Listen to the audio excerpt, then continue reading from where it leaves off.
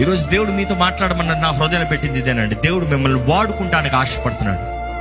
దేవుడికి నువ్వు కావాలనేది తెలియజేస్తున్నాడు.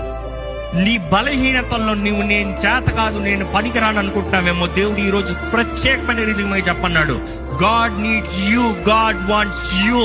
Stop deciding how you will serve. ఈ రోజు ఎంతో మంది దేవుని దగ్గర బ్యారియర్స్ పెడుతున్నారు. ప్రభా నువ్వు ఇట్లా వాడుకో, ప్రభా నువ్వు ఇట్లే చేయి. వాటి జ్ఞాపకం చేసుకోండి, నువ్వు ఏదైతే ఇంతవరకు నువ్వు బ్రతికేవో, ఎందులో ఎంత నీ జీవితం వెళ్ళిందో, ఏ పోరాటాలన్నీ నీ జీవితంలో పోరాడేవో, ఏ సమస్యలని నువ్వు ఎన్ని ఎదుర్కొన్నావో, అవన్నీ ఊరకే కాదు. ప్రభు నిన్ను వాడుకుంటాం కొరకు నీ జీవితంలో ఇచ్చిన ట్రైనింగ్.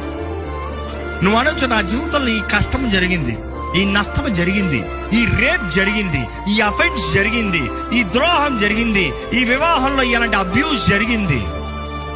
దేవుడు వాడుకోలేడా? వాడుకోలేడా? నీ పనంతా ఆయన ప్రేమించాలి.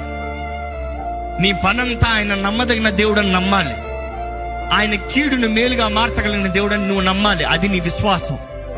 నువ్వు నమ్మితే ఆయన ప్రేమించు వారికి ఆయన సమస్తము సమకూర్చి జరిగిస్తాడంట. నీ కొరకు he will do it good.